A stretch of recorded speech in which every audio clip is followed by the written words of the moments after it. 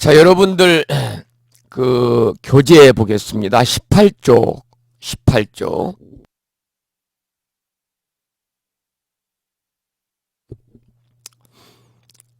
위에서 네 번째 줄 보면 개양, 정양, 해양, 해탈양, 해탈, 직연양.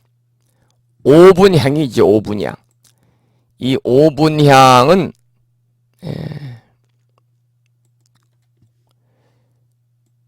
5분 법신향 이렇게 이제 부릅니다만 줄여서 5분향이라고도 부릅니다. 우리가 지난 시간에 개향에 대해서 공부를 했습니다. 개향. 제일 먼저 나오는 내용인데요. 다시 잠깐 반복해서 좀 설명을 드리고 그 다음에 또 함께 공부하도록 하죠. 이 개양, 정양, 해양, 해탈양, 해탈, 직연양은 기본적으로 예불문에 나오는 내용입니다. 그래서 이건 꼭 우리가 알아야 됩니다. 여러분이 조성예불에 동참을 하시게 되면 빠짐없이 이 부분을 우리가 기도를 하게 되거든요. 개향, 정향, 해양, 해탈양, 해탈, 직연양 5분향이라고 하고 원래 갖추어진 이름은 5분 법신향입니다.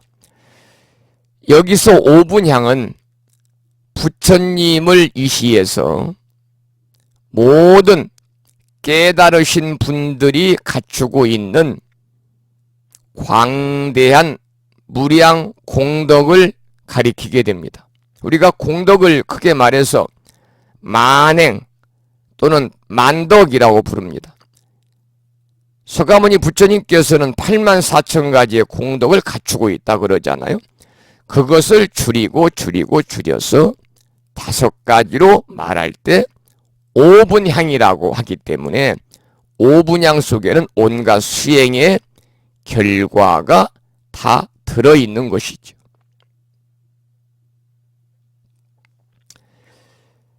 지난 시간도 말씀을 드렸습니다만 향자, 5분향의 끝에 향자를 붙인 것은요. 옛날에는 세속에서는 가장 값진 물건으로 향을 첫째로 꼽았답니다. 그래서 향이 붙어 있고요.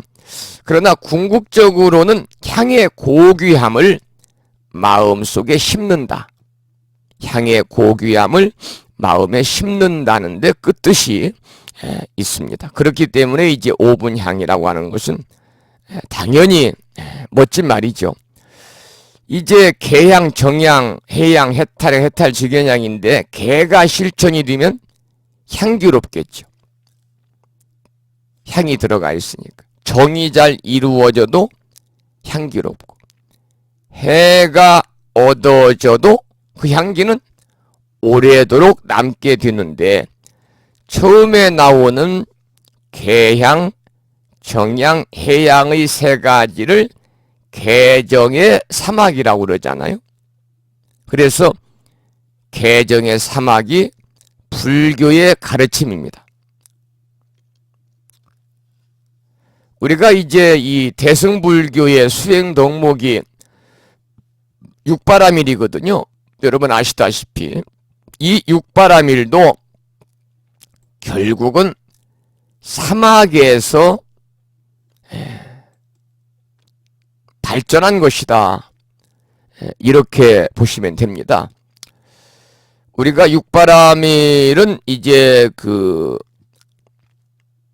대승불교에서 소위 상구불이 하와 중생이라고 그래가지고 상구보리, 보리는 깨달음이잖아요. 일상자, 구할구자, 위로는 깨달음을 구하고 하와 중생, 아래로는 중생을 교화하는 보살의 수행 가운데 가장 대표적인 것이 육바라밀이죠. 바라밀이라고 하는 것은 소리 나는 대로 파라미타, 산스크리트어로 파라미타를 이제 대부분의 이 불교 용어가요. 인도에서 이제 불교가 중국으로 건너와가지고 중국에서 우리나라로 건너와서 일본으로 건너갔잖아요.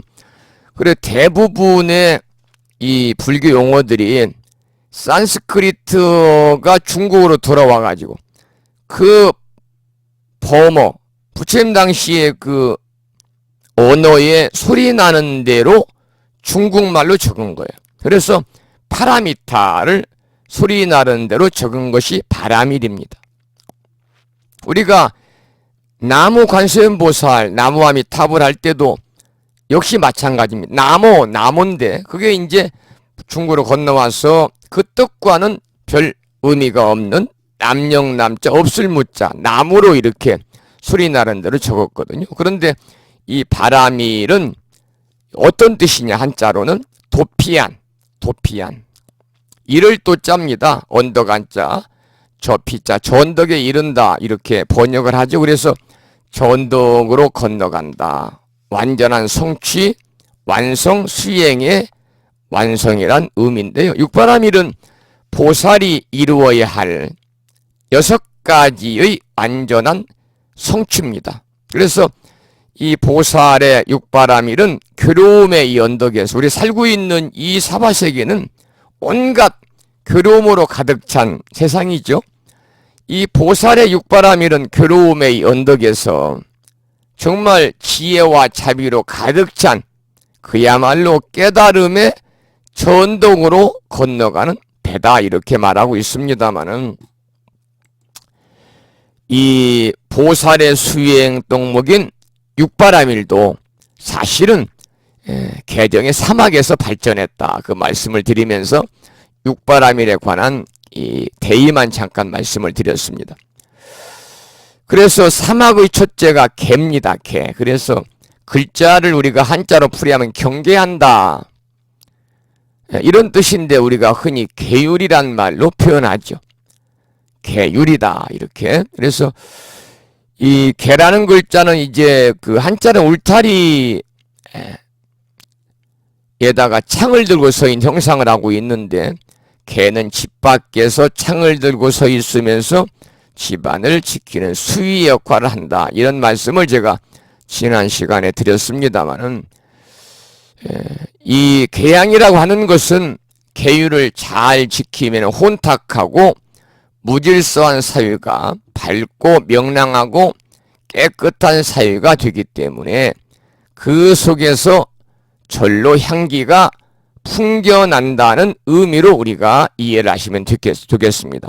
다시 말씀을 드려서 어떤 단체에 나아가든지 눈에 거슬리지 않고 그야말로 물이 흐르듯 조용히 규범을 잘 지켜나가는 사람에게는 향기가 저절로 풍겨나오기 때문에 개에다가 향자를 붙인 것이다. 이렇게 말씀을 드립니다.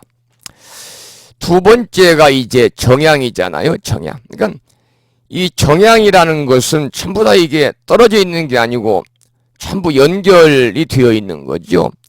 우리가 계양이 잘 이루어지면은 정향은 저절로 온다는 겁니다. 여기서 정이라는 것은 안정이라는 뜻입니다. 안정. 이런 뜻으로 우리가 이해하면 되겠고요. 첫 번째의 계양이 각자 자기의 위치를 잘 지키는 것이라면은 정향은 모든 것이 멈추어진 고요한 안정의 상태입니다. 이게 정향입니다. 그러니까 개인의 안정은 물론이거니와 집안의 안정과 나아가서는 사유의 안정까지를 통틀어서 정향의 의미로 받아들여야 됩니다. 이 흔히 우리가 이제 사찰에 가면은 스님들이 신발을 벗어놓는 곳에 불심사에도 들어오는 그 이 현관 입구에다가 조각을 해서 조고각하라고 하는 말을 이렇게 새겨서 붙여놨습니다만, 특히 이제 선바에 가면은 스님들이 신발을 벗어놓는 곳에 조고각하라는 구절이 쓰여진 것을 우리가 자주 볼 수 있습니다. 여러분도 보셨겠습니다만 빛을 쫓자, 돌아볼 꽃자, 다리 각자 아래 하자인데 이 말은 너의 발밑을 살펴보라. 그렇게 이제 직역을 하겠습니다만 궁극적으로는 자기 자신을 잘 알아라. 이런 의미로 받아들일 수가 있죠. 그래서 이 말은 자기가 처해 있는 그 자리에서 자기의 책임과 의무를 잘 실행하라. 이런 말입니다. 바로 정양이란 말의 뜻은 이 조고각하라는 한마디로 대신할 수가 있습니다. 자기가 처한 곳에서 묵묵하게 자신의 본분을 잘 지키는 사람이야말로 결국 안정을 얻을 것이고 그런 사람에게서 저절로 향기가 뿜어 나온다는 것은 당연한 이치겠죠. 우리가 살면서 책임과 의무를 다하고 각자의 위치에서 충분히 역할을 다하면요. 그럴 때 안정이 옵니다. 그러면 거기에 향내가 난다는 거죠. 그게 바로 정양입니다.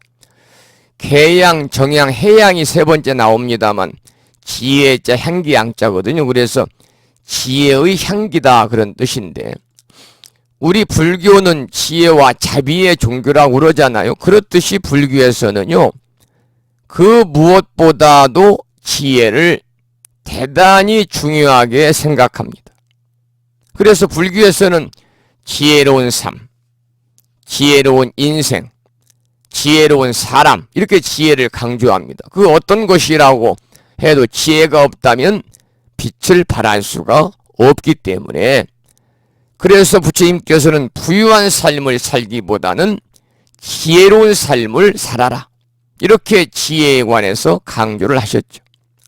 여러분들 불교에서는 보시를 하더라도요. 자비를 베풀더라도 지혜로운 자비를 베풀어야 된다. 그래서 불교를 한마디로 말하면 어떤 분들은 자비와 지혜의 종교라고 하지만 우선순위를 지혜에다 놓아서 지혜와 자비의 종교다 그렇게 말합니다. 우리가 살아가면서 아무리 돈을 많이 가지고 있다 하더라도요. 지혜가 없으면 잘못 돈을 쓰여질 수가 있습니다. 그런데 비록 조촐한 삶이라 할지라도 지혜가 있다면 그 삶이 밝게 빛날 수 있는 거죠. 그래서 지혜라는 것은 우리의 삶을 향기롭게 하는 것이다. 그래서 불교에서는 방금 말씀을 드린 것처럼 자비보다 지혜를 강조합니다. 자비와 지혜라는 표현 대신에 지혜와 자비의 종교라고 그래서 항상 지혜를 먼저 생각하는 종교가 불교입니다. 지혜가 바탕이 되어야 그 다음 올바른 자비가 이루어질 수가 있기 때문에 그래서 계와 정이 마련이 되면 저절로 얻어지는 사막 중에 세 번째 놓이는 덕목이 바로 해입니다. 해. 개정의 사막이라고 그러잖아요. 이 사막의 가르침을 우리는 흙탕물로 비유를 할 수가 있습니다. 바람이 불고 돌을 던져가지고 아주 흐리게 된 흙탕물에는 어때요? 아무것도 비치지 않잖아요. 더욱이 흙탕물을 우리는 마실 수조차 없습니다. 그런데 그런 흙탕물을 맑게 하려면 어떻게 해야 되겠습니까? 우선 물이 움직이지 않고 고요해지기를 기다려야 되겠죠. 돌도 던지지 않고 바람도 불지 않아야 물이 움직이지 않습니다. 그렇게 금지하는 일이 바로 개입니다. 개. 그 다음에 흙이 가라앉도록 조용히 기다리면 안정이 찾아오거든요. 그것이 바로 정의 상태입니다.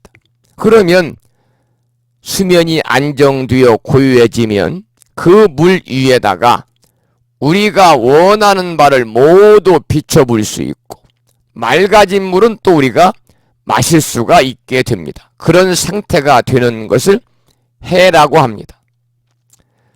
우리의 인생살이도 그와 마찬가지죠.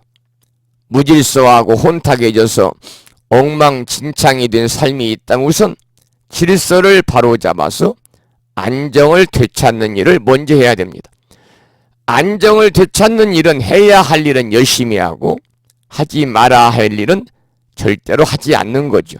그런 안정 위에 우리가 기대하는 발전된 삶을 꿈꿀 수가 있는 것입니다. 그래서 개정의 사막의 실천이라고 하는 것은 개인의 인생살이나 가정에서는 물론이거니와 우리가 주변과 사회까지 그 어디에도 해당이 안 되는 것이 없기 때문에 불교를 한마디로 사막에 있다고 하는 거죠. 그러니까 다시 말하면 사막은 84,000 법문, 소위 8만 대장경의 축소판이다. 이렇게 말씀을 드릴 수도 있습니다. 네 번째는 이제 해탈향입니다. 해탈향. 해탈향에서 해탈이라는 것은 모든 장애, 고통, 그리고 어려운 문제에서부터 벗어나는 것을 말하죠. 해탈.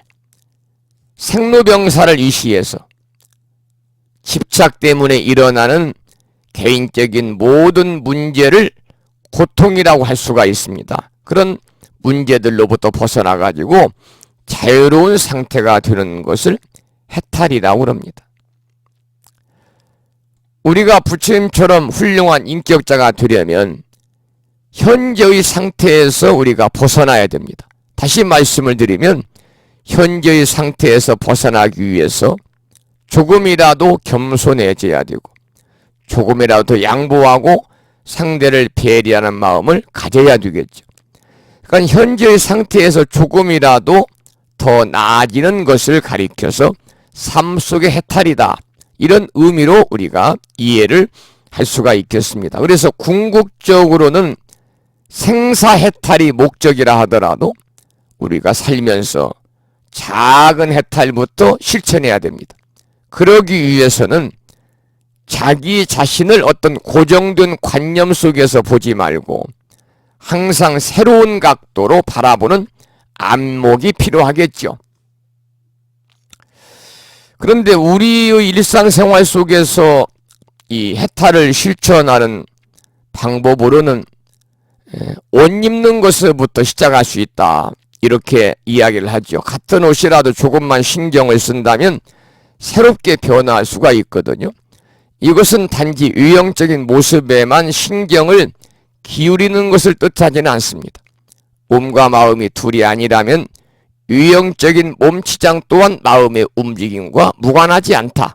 그래서 대부분 수행력이 깊은 사람일수록 마음이 그 사람을 지배하지만 수행이 얕은 사람일수록 몸이 마음을 지배한다고 합니다. 그런 사실도 모른 채 그저 마음만 중요하고 몸은 별것이 아니라는 식으로 몰아붙이는 것은 잘못이겠죠. 그래서 절에 갈 때도 가능하면 우리는 단정하고 깨끗한 모습으로 가야 됩니다. 단정한 몸차림을 하면 마음은 저절로 맑아지는 것이기 때문에 그렇죠. 그래서 이처럼 우리가 이 해탈해라고 하는 것은 우리의 그 고정관념에서 벗어나서 좀 더 미래지향적이고 발전적이고 또 새로운 삶을 꿈꾸고 창조하고 또 그것을 몸소 실천하는 것을 우리가 해탈이다. 그래서 그런 의미에서 우리가 해탈이라고 하는 것도 마음먹기에 따라서는 쉽게 실천할 수가 있고 또 마음먹기에 따라서 무한한 가능성을 지니고 있는 것이 우리 인간이기 때문에 우리는 얼마든지 해탈하고자 하는 그러한 마음을 가지고 여러분들이 부처님 닮은 그런 삶을 살면서 우리가 붓다의 삶을 살아간다면 우리는 해탈의 길로 한 걸음 한 걸음 더 다가갈 수가 있다. 이것이 바로 해탈향입니다. 해탈향.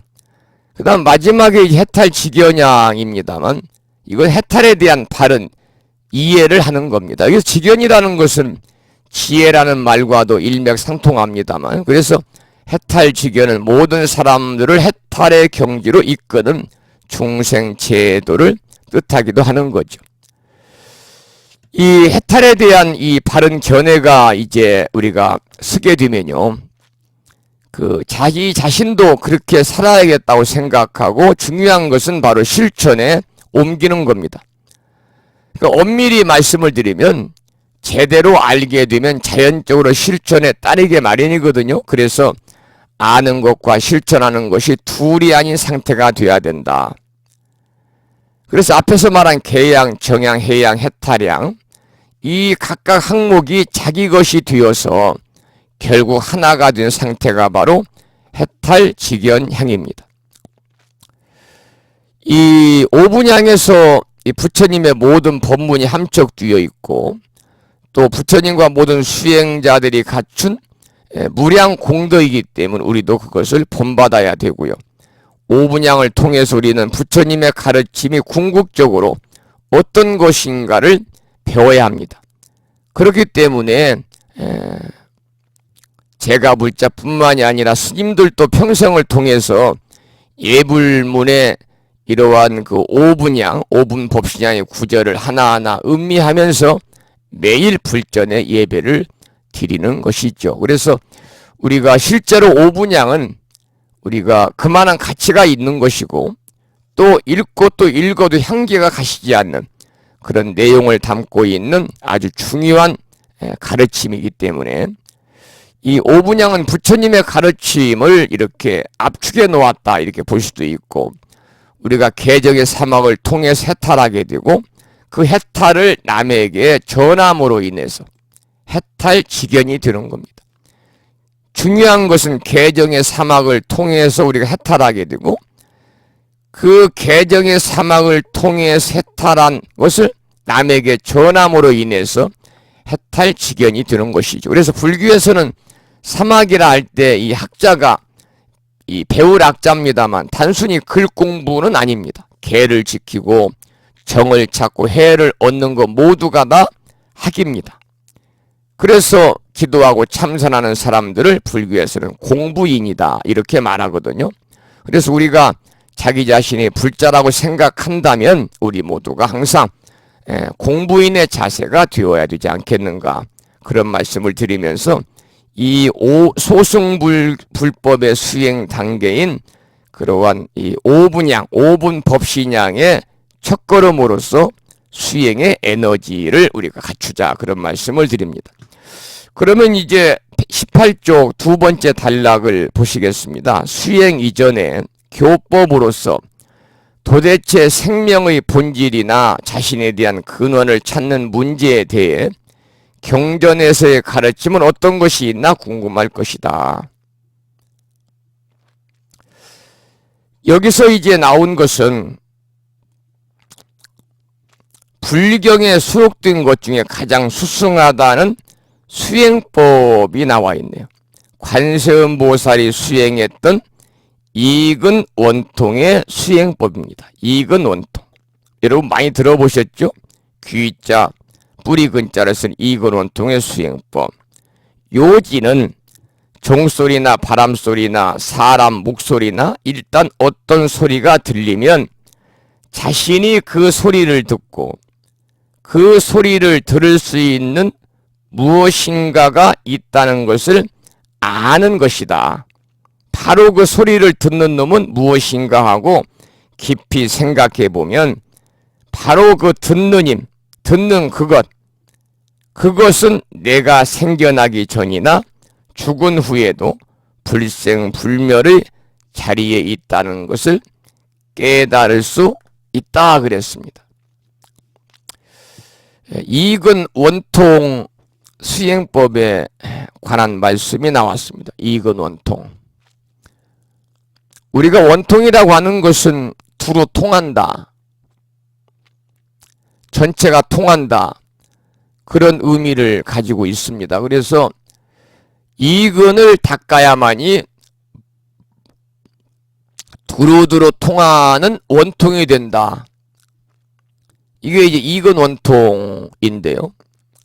특히 이제 우리 법우님들도 능엄경 읽어보시고 또 공부하신 분도 계시겠습니다마는 이 능엄경에서 열거하는 그 25가지 수행법이 있는데 그 중에 하나의 수행법이 바로 여기에 나오는 이근원통의 수행법입니다. 그래서 관세음보살이 사용한 여기에 나와 있는 것처럼 이 관세음보살이 수행했던 관세음보살이 사용한 이근 수행법을 가르쳐 가지고 이근 원통의 수행법이다 그래요. 그래서 이 이근 수행법이 기타 수행법에 비해서 가장 원통한 방법이다 그래서 원통이란 말을 씁니다. 이 말은 가장 빠르고 전체적이고 그리고 쉽다 이런 뜻을 가지고 있습니다. 그 이근 원통이라는 것은 특히 이제 이 북방불교권에서는 대중적으로는 널리 알려지지 않은 수행법이고 원래는 이 이근원통 수행법은 밀교의 전통적인 수행법의 하나로 정착이 있었는데 이 우리나라에서는 이 소수의 사람들에게만 이렇게 비전으로 전승이 되어 왔습니다. 그래서 이근원통 수행은 처음에는 소리에 집중한다, 집중을 관한다 그러잖아요. 소리에 집중한다, 관하는 단계이고 다음에는 소위 말하면 반문문성이라고 그래서 듣는 놈을 돌리는 단계로 이제 접어드는 것인데 우리가 이제 소리를 집중하는데도 또 이렇게 내면의 소리와 바깥의 소리가 있어요. 오늘은 이 내면의 소리라고 하는 것은 자기 체내에서 내는 소리, 예를 염불이나 독경, 욕경, 또 염주, 주문을 이루는 것이죠. 그래서 이런 것들이 이제 내면의 소리고, 그래서 우리가 염의 방법에는 세 가지가 있는데 큰 소리를 염하는 거 고성염이라고 그래요. 그래서 우리가 염불도 큰 소리로 하면 고성염불이다 그러잖아요. 작은 소리로 염불하는 것을 우리는 금강염이다. 그리고 마음의 소리로 염불하는 것을 유가염이다 그러는데 어떤 형태든지 간에 우리가 염불할 때는 귀로 그 소리를 들어야 한다. 그래서 처음에는 염불 또는 염주, 독경 소리에 마음이 집중이 되었다가 안 되는 경우가 많지만 점차 일념, 일성에 마음이 집중되어서 마음이 고요해진다는 거죠. 이게 이제 내면의 소리고 바깥의 소리는 어떤 소리든지 물체에서 나는 소리를 듣는다는 겁니다. 가장 좋은 것은 물이 흐르는 소리나 폭포 소리, 바람이 불어서 절집에 풍경이 울리는 소리 이런 걸 듣는 거죠. 그러니까 처음에는 마음이 소리에 완전히 집중되었을 때 우리가 졸지 않고 또 마음을 산란하게 하지 않으면 자연히 이런 경지를 계속 지켜나갈 수가 있다. 그래서 이 바깥 소리에 집중한다고 할 때 가장 보편적인 소리는 계곡에서 흐르는 소리죠.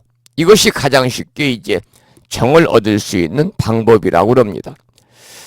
이근원통과 이제 이 관세음보살은 서로 이제 뗄 수 없는 관계인데 우리가 이근원통 관세음보살 그렇게 말하잖아요. 그래서 우리가 관세음보살은 이근원통 소리를 관하는 이근원통의 수행법으로서 관음 또 온전히 통한다 그래서 원통을 이룬 성자가 관세음보살이기 때문에 이근원통 관세음보살이라고 하고 그래서 관세음보살을 모신 법당을 여러분들 절에 따라서는 관음전이라고 하지 않고 편액을 원통전이라고 부르는 사찰이 많이 있죠.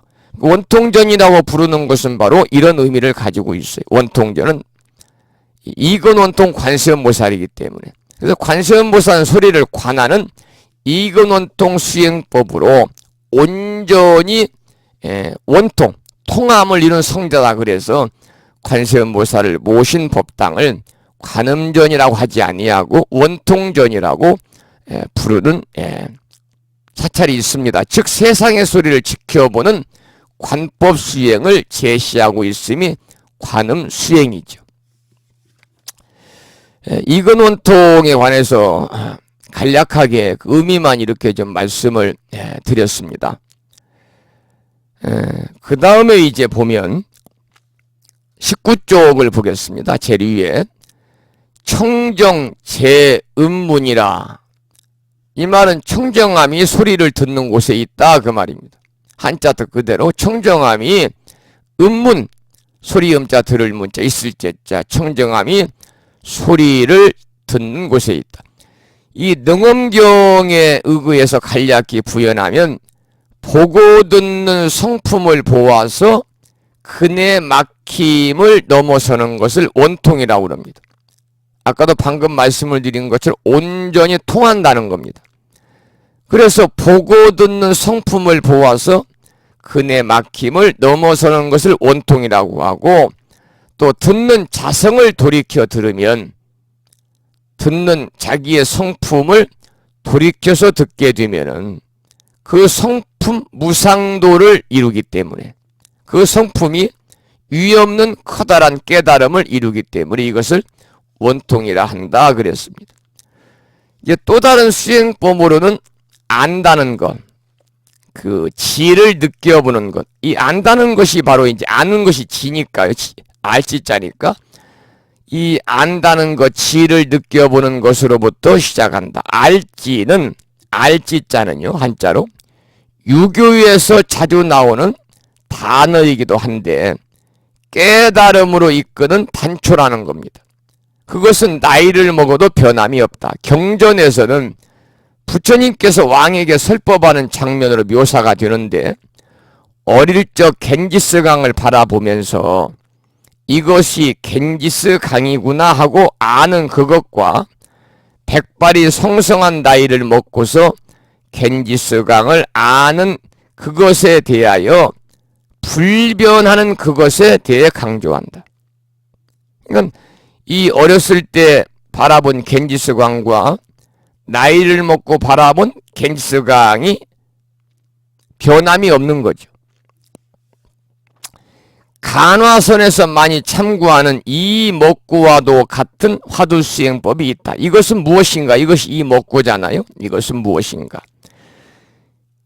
이것은 무엇인가 하고 의심을 일으키는 그놈을 찾은 상태가 일명 견성이라고 한다.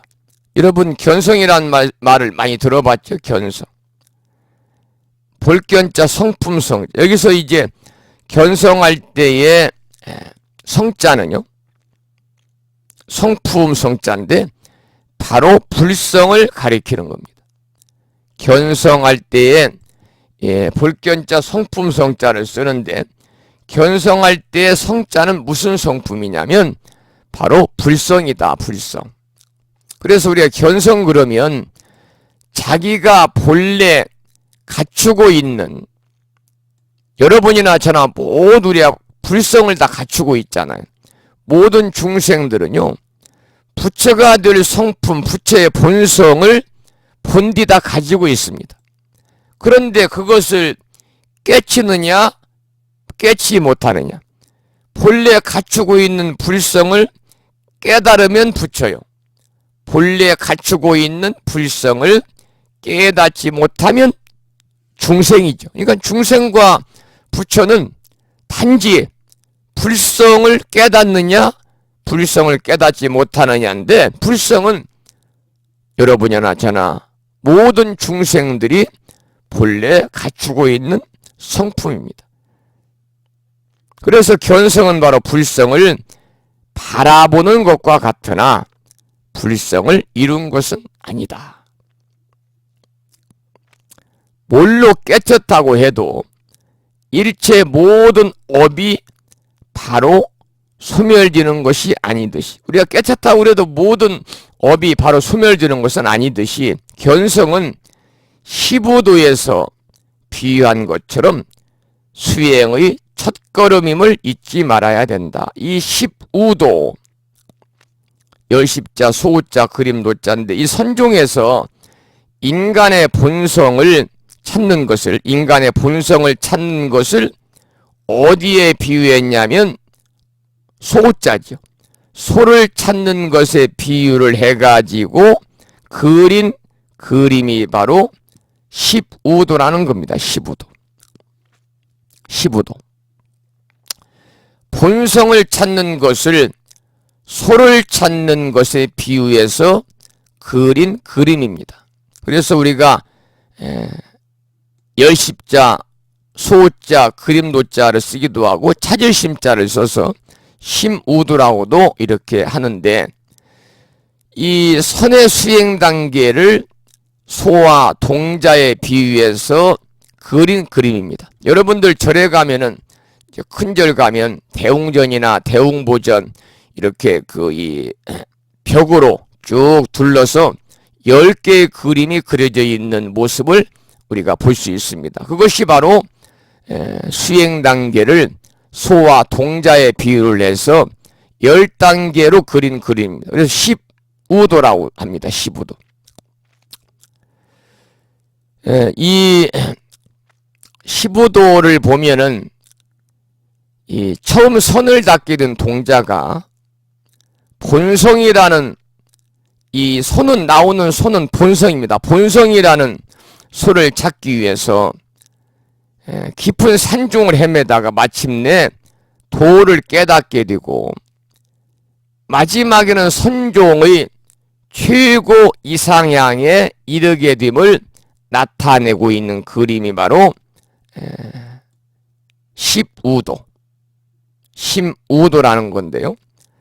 처음에는 심우입니다. 심우. 소를 찾는 동자가 망과 고삐를 들고 산속을 헤매는 모습으로 그려져 있죠. 10가지 중에서 심우.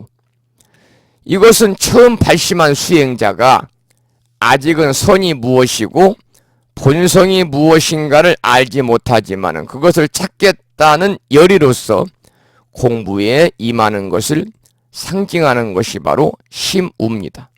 찾을 심자, 소자입니다. 두 번째, 견적입니다. 볼견자, 자치적자. 이 자치라는 것은 발자국입니다. 그래서 견적은 소 발자국을 발견한 겁니다. 그래서 순수한 열의를 가지고 꾸준히 공부하다 보면 본성의 자취를 어렴풋이나마 느끼게 된다는 것을 소의 발자국으로 상징한 것이 견적, 15도의 두 번째 그림이죠. 세 번째는 견우입니다. 볼견자, 소우자, 소를 본다.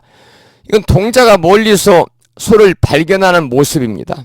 이것은 본성을 보는 것이 눈앞에 다다랐음을 상징하는 것이고, 네 번째는 득우입니다. 얻을 득자, 소우자. 동자가 소를 붙잡아서 막 고삐를 낀 모습인데, 이 경지를 선종에서는 방금 말씀드린 견성이라고 합니다.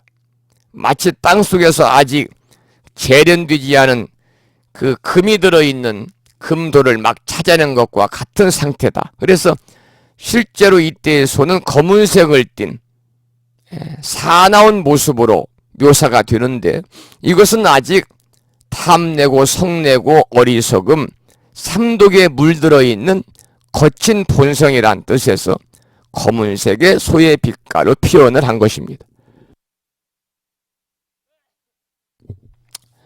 그리고 이제 다섯 번째는 이 목우입니다. 목우. 다섯 번째는 목우인데, 목자는 이제 칠목입니다. 소를 치다. 그래서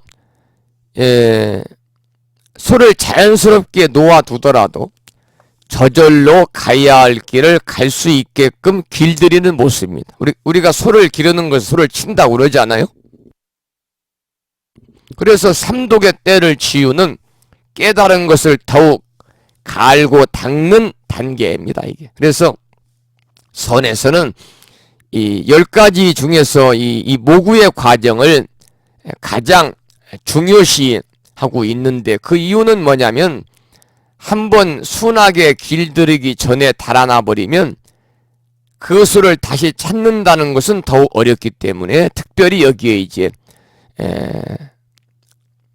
중요시하고 있고, 이때의 소는 아까는 검은색의 수였잖아요. 그래서 길들이는 정도에 따라 점차 흰색으로 바뀌어가는 그런 묘사가 되죠. 여섯 번째는 기우귀가라고 그래서 동자가 소를 타고 구멍 없는 피리를 불면서, 여러분들 절에 가면은 그 대웅전 주변에 동자가 소를 타고서 피리 부는 모습을, 아마 소를 타고 피리 부는 모습을 보신 적이 있을 겁니다.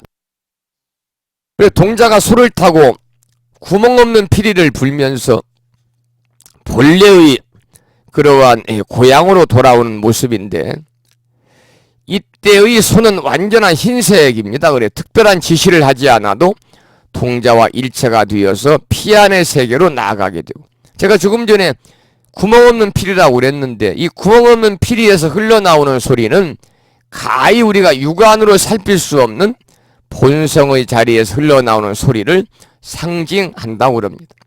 일곱 번째는 망우 존인이다. 그래서 집에 돌아와 보니까 애써 찾은 소는 온데간데 없고 자기만 남아있는 것입니다. 이걸 묘사했는데, 결국 소는 마지막 종착역에 도달하기 위한 방편이었고, 이제 이 마지막 종착역이라는 것은 이제 심원을 얘기합니다. 이제 고향집으로 돌아오게 되었으니까 방편은 잊어야 한다는 것을 보여주는 건데, 이것은 뗏목을 타고 피 안에 도달했으면 뗏목을 버려야 한다는 그러한 교종의 가르침과 일맥상통하는 거죠.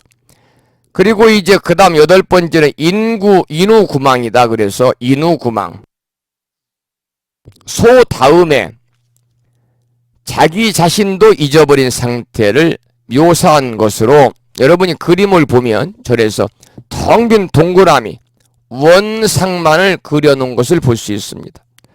그러니까 객관이었던 소를 잊었으면 주관인 동자 또한 성립되지 않는다는 그러한 이 주객 분리 이전의 상태를 상징하는 건데, 이러한 경지에 이르러야만이 비로소 완전한 깨달음이다 이렇게 일컫게 되는 거죠. 그 다음 아홉 번째는 반본 환원이라고 그래서 이제 주객이 텅 빈 원상 속에 자연의 모습이 있는 그대로 비치는 모습으로 묘사가 되죠. 우리가 산은 산으로 또는 물은 물로 조그마한 번류도 묻지 않고 있는 그대로의 모습을 볼 수 있는 참된 지혜를 상징한 것입니다.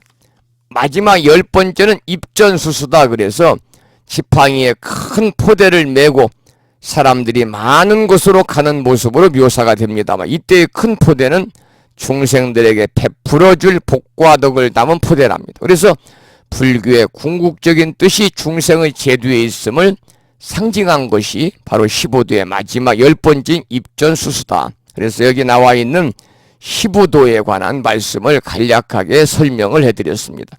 불교의 선종에서 본성을 찾는, 원래 본래의 성품을 찾는 것을 소를 찾는 것에 비유해서 그린 선화 그림을 우리가 이제 15도다 이렇게 말하죠.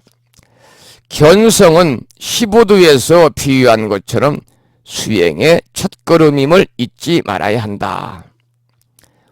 화엄경에 나온 수행의 완성 단계가 예를 들면은 일주보살이나 초지보살로부터 시작하는 단계가 있듯이 단박에 성취된 것처럼 굴지 말라는 것이다. 우리가 여기서 이제 이 초지보살이라는 말이, 일주보살이나 초지보살이라는 말이 나옵니다만은, 일주보살, 초지보살, 이 초지보살이라고 하는 말은요, 수행의 단계에 접어들어 가지고 가장 기본적인 위치에 있는 그러한 이 보살의 단계를 이야기를 합니다. 그래서 일주보살이나 초지보살로부터 이제 수행을 시작하듯이 단박에 성취된 것처럼 굴지 말아라. 이렇게 수행을 우리가 이루는 과정이라고 하면, 꽃으로 비유컨대, 지금 20쪽입니다. 꽃으로 비유컨대 연꽃이라 할 수 있다.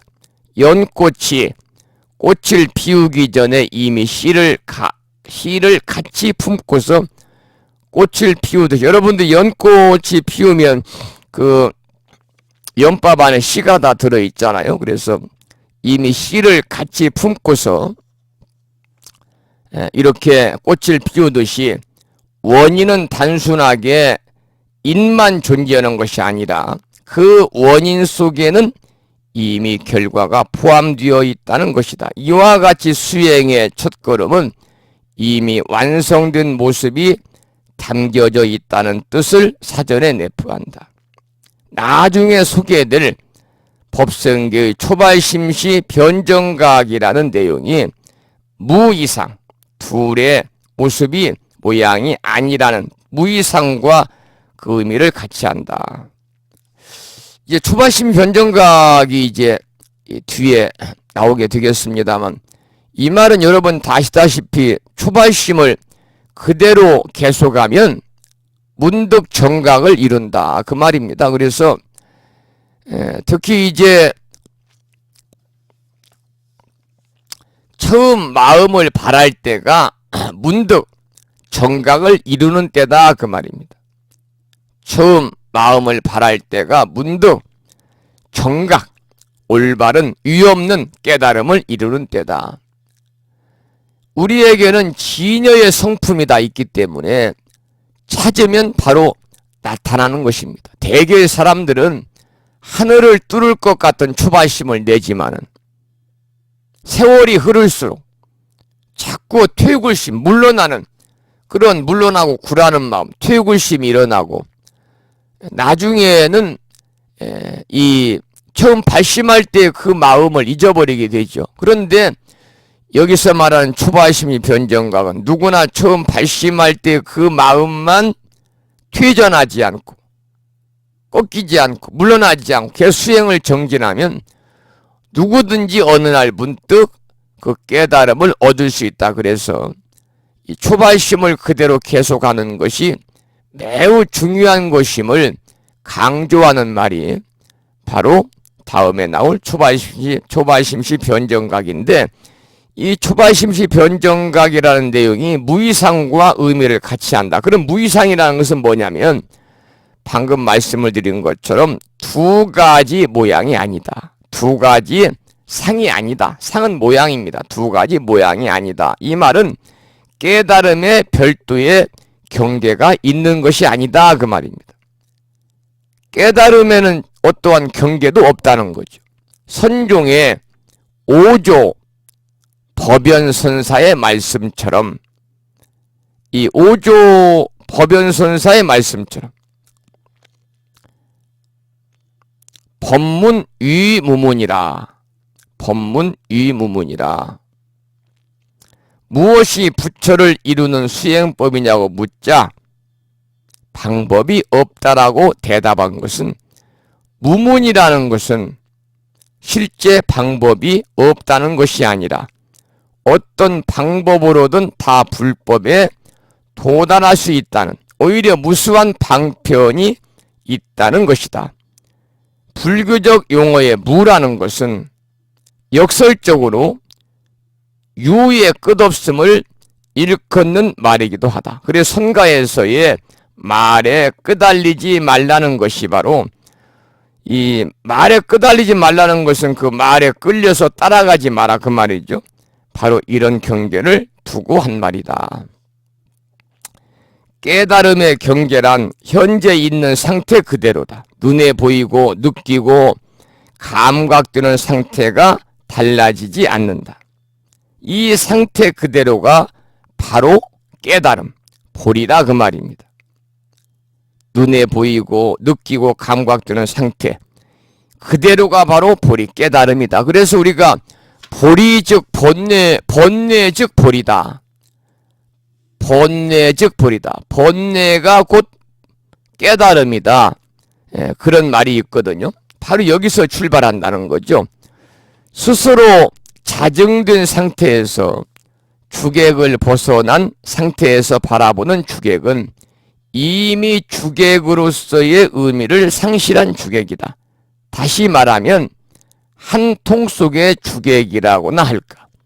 똑같은 시 공간에 존재하여 앉았는데 한 사람은 천국이라고 하고 한 사람은 지옥이라고 하는 것은 중생의 전도된 견해로 바라보기 때문이고, 똑같은 어떤 그 상황에 처해 있어도 한 사람은 천국 같다고 그러고 한 사람은 지옥 같다고 그러잖아요. 이것은 뭐냐면 바라보는, 느끼는, 생각하는 견해가 전도됐기 때문에 그래, 뒤바뀌기 때문에 그래요. 그리고 무이상이라는 진리를 체득하지 못했기 때문에 그렇다는 거죠.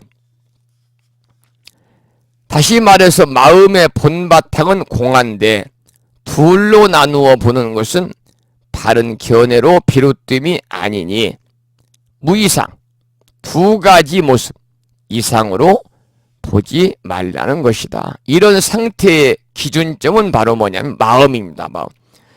그런데 깨닫지 못한 상태에서 마음은 어떻습니까? 오욕과 칠정에 오염된 마음입니다. 깨닫고 난 후의 마음이 바로 불생의 성질을 가지고 있고 한편으로는 불멸의 모습도 띠게 되겠죠. 바깥 경계가 아무리 더럽고 추하더라도 깨닫고 나면 본래 면목은 절대 물들지 않는다 그 말입니다. 우리가 이제 이 대부분의 범부 중생들은 오욕과 칠정에 물든 오염된 마음을 가지고 있어요. 왜냐하면 깨닫지 못한 상태에서의 범부 중생의 마음이라는 것은 대부분 오욕과 칠정에 물들어져 있는 건데, 우리가 이제 오욕은 사람이면 누구나 가지고 있는 본능이죠. 5가지의 욕심을 말하잖아요. 인간이라는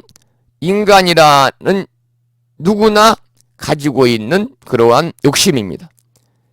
먹고 싶은 욕구, 먹고 싶은 욕심, 가지고 싶은 욕심, 잠자고 싶은 욕심, 종족 보존을 위한 이성에 대한 욕심, 유명해지고 싶은 욕심. 그래서 우리가 식욕, 무력은 재물욕이죠. 식욕, 재물욕, 수면욕, 색욕, 명예욕이라고 그러죠. 이 5가지가 바로 오욕입니다. 사람이면 누구나 가지고 있는 본능적인 5가지 욕심이고, 칠정이라고 하는 것은 인간이기 때문에 가지고 있는 7가지 감정입니다. 이 다른 동물들한테는 없어요. 우리 인간한테만 있어요. 7가지의 감정. 그래서 기쁨, 화가 남, 슬픔, 즐거움, 사랑, 미움, 욕망. 이것이 칠정입니다. 기쁨과 화남과 슬픔과 즐거움과 사랑과 미움과 욕망은 7가지는 다른 동물들한테는 찾아볼 수 없는 오직 우리 인간에게만 있는 감정이다. 그래서 우리 칠정이라고 그러는데, 이 사람이면 누구나 가지고 있는 5가지 욕심과 인간이기 때문에 가지고 있는 7가지 감정을 우리는 오욕칠정이라고 그래요. 불교에서는요, 이 오욕칠정 이것들에서 벗어나야 해탈의 경지에 이를 수 있다는 거죠. 그러니까 해탈의 경지는 깨달은 상태거든요. 그러니까 깨닫지 못한 상태에서 마음이라는 것은 방금 말씀드린 오욕칠정에 물든 오염된 마음이다. 이것들에서 벗어날 때 우리는 바로 깨달음을 이룰 수 있다. 바로 그 말입니다. 그러니까 깨닫고 난 후의 마음이라는 것은 불생의 성질을 가지고 있고 한편으로는 불멸의 모습도 띠게 되죠. 바깥 경계가 아무리 더럽고 추하더라도 본래 면목은 물들지 않는 겁니다. 더 나아가서 스스로 소유된 자신의 마음이 아닌 에고로부터 출발된 마음이 아닌 총체적인 우주로서의 마음, 본질적 바탕을 그대로 드러낸 마음, 처음부터 일체가 다 섭렵된 마음, 그 무엇에도 구속되지 않는 대자유의 마음에 대해 개안한 상태에서 바라본 상은 두 가지일 수 없다. 그래서 여기서 무이상이 나오는 겁니다. 무이상이 나오죠. 두 번째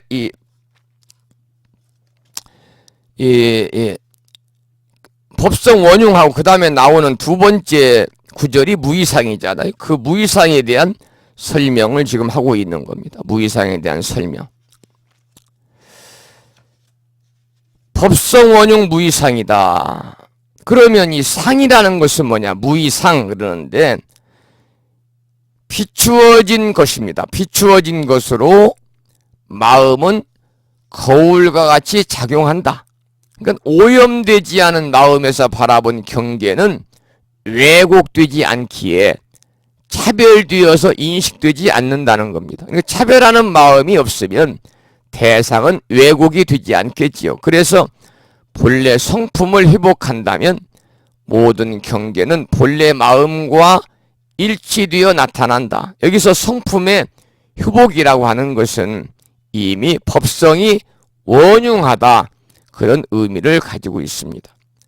성품의 회복, 종교마다 수행의 단계나 성질이 조금씩 다르지만은 일단 참회나 회개 또는 반성을 통한 깨달음으로부터 시작이 된다. 성품의 회복이라는 것은 우리 불교에서는 참회를 통해서, 기독교에서는 회개를 통해서 이제 깨달음으로 시작이 된다는 거죠.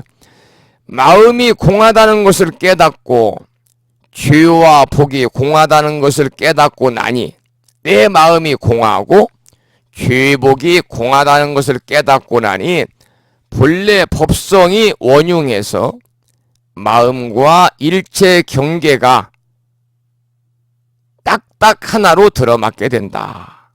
이것은 반야심경에서 말하는 대상의 경계에 이끌려서 살아온 주객이 전도된, 주객이 전도된 몽상적인 중생세계를 탈출하는 것이고,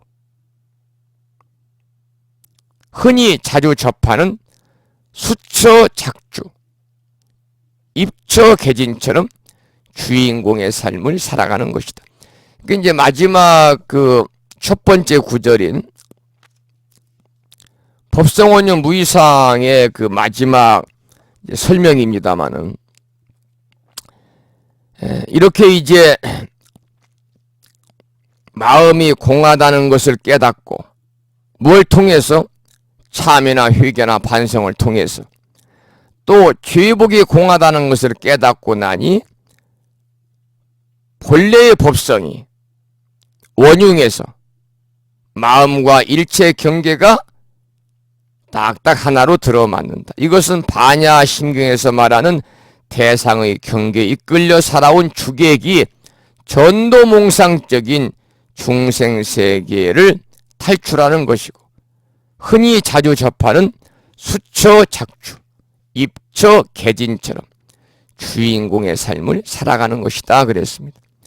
우리가 수처작주라고 하는 것은 주인공의 삶을 살아가라 그 말이거든요. 주인공의 삶을 살아가라. 그래서 이 말은 중국의 그 당나라 때 임재선사가 쓰신 임재록에 나오는 그러한 문구거든요. 이 불심사에도 이제 들어오는 막 입구에 돌로 새겨서 무창부 불교대학이라고 그 써겨진 그 표지석 뒤에다가 제가 수처작주, 입처개진을 써놨습니다만, 수처작주라는 것은 머무르는 곳마다 주인이 되라 그 말이죠. 입처개진은 뭐냐면 지금 있는 그곳이 바로 개진, 진리의 세계. 여기서 이제 참진자를 씁니다만 이 진은 진리, 깨달음의 세계다 그 말입니다. 그래서 머무르는 곳마다 주인이 되라. 지금 있는 그곳이 바로 진리, 깨달음의 세계이니라. 이런 말인데요. 임재 스님께서 이제 다음과 같이 설법을 하셨다고 그래요. 납자들이요, 불법은 애써 힘쓸 필요가 없다. 다만 평소에 아무 탈 없이 똥 싸고 오줌 누며 옷 입고 밥 먹으며 피곤하면 잠자면 그뿐이다. 어리석은 사람은 나를 비웃는다. 그러나 지혜로운 사람은 안다. 옛 성인이 말씀하시기를 밖을 향해 공부하지 말라. 그것은 어리석은 자들의 지실 뿐이다. 그러니 그대들은 수처 작주가 곧 그대로 입처 개진이다. 경계를 맞이하여 회피하려고 하지 마라. 여기서 나온 말입니다. 그러니까 이 임재선사는 중국 당나라 때 선승인데 임재중의 개조거든요. 그래서 이 선사가 대중에게 어느 날 말한 법문 중에 나오는 말입니다. 수처라는 것은 조건과 상황에 따라서 달라지는 환경, 조건과 상황에 따라 달라지는 삶의 터전이고, 작주라는 것은 인생의 주인공이 되어가지고 주체적으로 살아가라. 인생의 주인공이 되어서 주체적으로 살아가라. 바로 그 말이 이제 작주라는 말입니다. 작주. 그래서 머무르는 곳마다 주인이 되라. 이게 수처 작주거든요. 수처 작주인데 조건과 상황에 따라서 달라지는 환경이라 할지라도 그 위치에서 항상 인생의 주인공이 되어가지고 주체적으로 살아가라는 그러한 말씀입니다. 그래서 오늘 이제 그 22쪽까지 공부를 했습니다만 이 7원 39 중에서 1구 첫 번째 나오는 법성 원용 무의상에 관해서 공부를 했습니다. 이 법성은 법과 성품입니다. 법의 성품은 원흉에서 무의상 두 가지 모습이 없다. 두 가지 모습이라는 건 차별된 모양이니까 두 가지 차별된 모양이 아니다. 이런 내용을 지난 시간에 이어서 오늘 공부를 했습니다. 그러면 23쪽에 이제 39 중에서 두 번째 구를 보겠습니다. 제법 부동 본래적이라.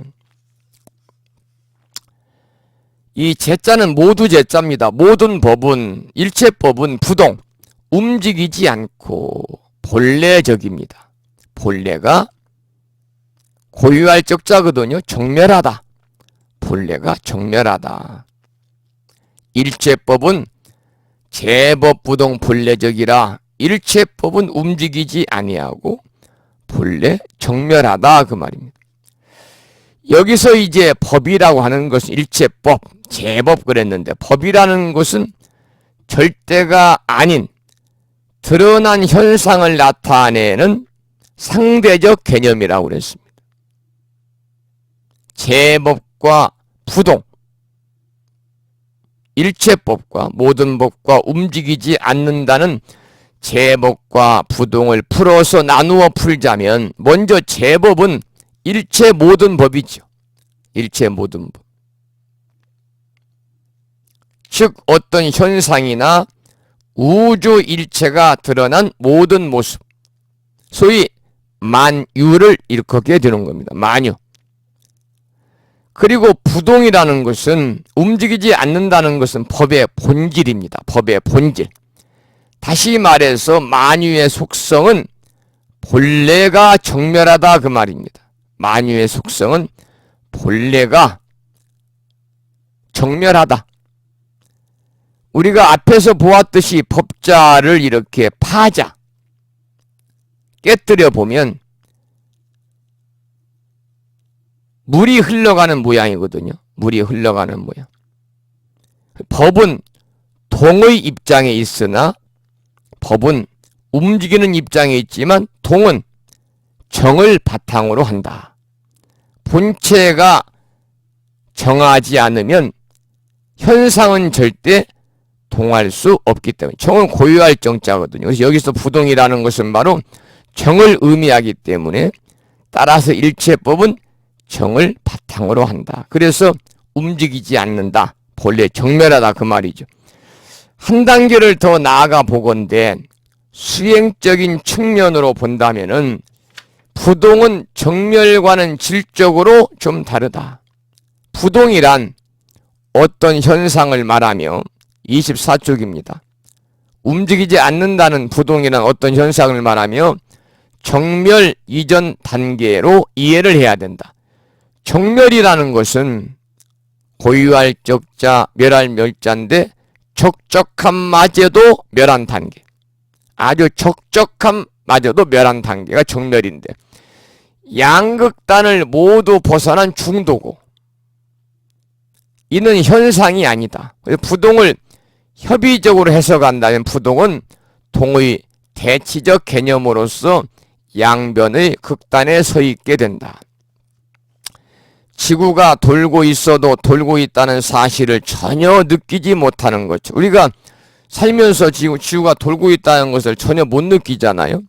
마찬가지로 좁은 체험과 견해를 가진 주관적 입장에서는 절대로 객관을 완전하게 이해할 수가 없다. 그래서 주객을 던져버린 상태, 이게 무아입니다.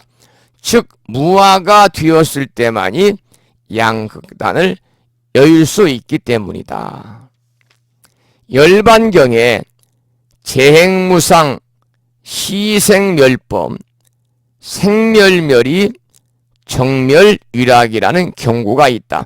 이 말씀이 열반경의 사구계입니다. 열반경의 사구계.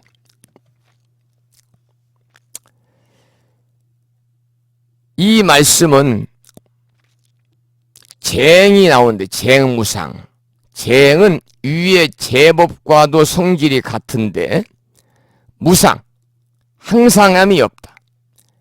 재행은 항상 움직이며 끊임없이 변화한다. 무상이니까요.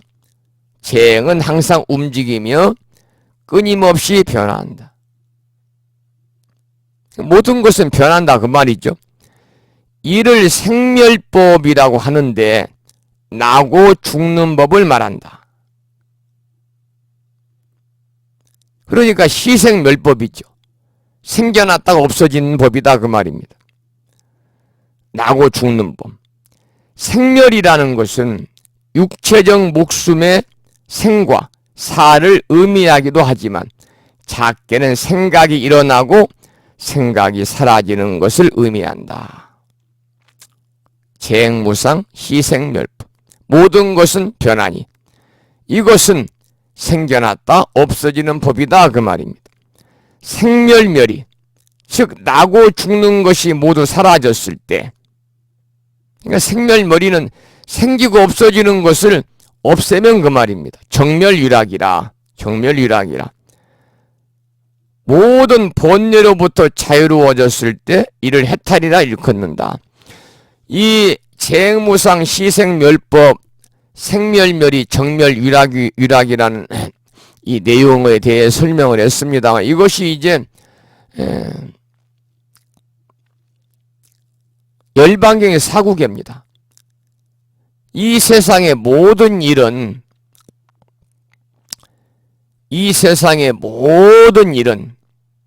항상함이 없다 그 말이죠. 이 세상의 모든 일은 항상함이 없나니 이것이 곧 나고 죽는 생사의 법이네. 이 세상의 모든 일은 항상함이 없나니 이것이 곧 나고 죽는 생사의 법이네. 나고 죽는다는 뜻입니다. 그래서 이 모든 것은 이제 변하니 이것은 생겼다가 없어지는 법이다. 생기고 없어지는 것을 없애면 생멸멸이잖아요. 정멸위락이라. 이 정멸이라는 것은 고유한 건데 열반입니다. 열반. 결국 열반은 즐거움이 되리라 그 말이죠. 그러니까 이 말은 모든 만물이라고 하는 것은 인연에 의해 생겼다가 없어지는 것을 반복하기 때문에, 모든 만물은 그렇잖아요. 인연에 의해 생겼다가 없어지는 것을 반복하기 때문에 고정된 것이 없다. 그러니까 삶과 죽음이라는 것에 집착하지 말아라. 삶과 죽음이라는 것에 집착하지 않으면 그 고유함이 결국은 지혜가 될 것이다. 그러니까 한마디로 말씀을 드리면 만물은 실체가 없다. 그러니까 거기에 집착하지 말아라 그 말입니다. 집착하면 그것은 고통이죠. 따라서 우리가 번뇌에 빠지고 허상을 잡는 일은 어리석은 일이거든요. 그러니까 집착해서 벗어나면 그것이야말로 최고의 기쁨이고 그것이야말로 바람일이다. 그런 말입니다. 재행무상 시생멸법 생멸멸이 정멸위락이라는 구절을 함께 생각을 해보고 있습니다. 모든 것이 무상하니 이것은 태어나고 죽는 이치다. 생과 멸이 모두 다하면 고요한 열반의 즐거움이다. 그 말입니다. 좀 어렵게 들립니다만 쉽게 말씀드리면 무명에 잠긴 범부들에게는 나고 죽음이 계속되는데 이 무명에서 벗어나서 열반의 세계로 들어가면 그때서야 비로소 해탈의 기쁨을 누린다는 겁니다.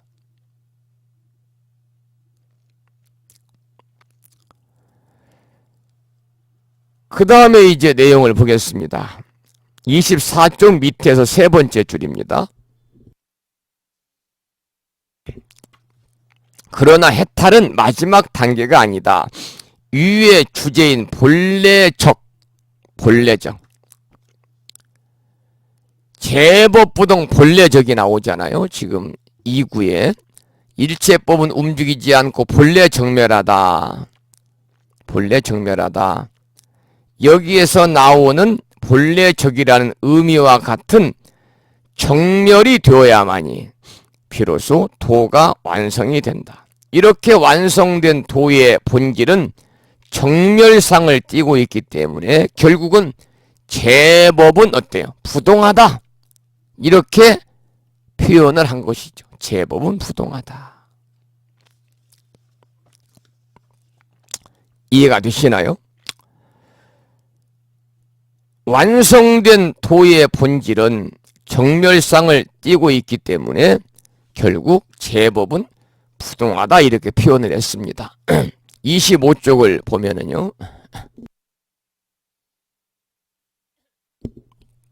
아까 우리가 처음에 오늘 공부한 내용입니다만 예불할 때 하는 오분양, 오분 법신양에서는 계양, 정양, 해양, 해탈양, 해탈직연양이라고 하는데 해탈직연양이란 해탈했다는 견해조차 놓아버려야 한다는 것이다. 해탈했다는 견해조차 놓아버려야 한다. 여기서 직연양, 직연이라는 것은 알지자 볼견자인데요. 현상이나 경계를 보고 이치를 아는 것을 말하는데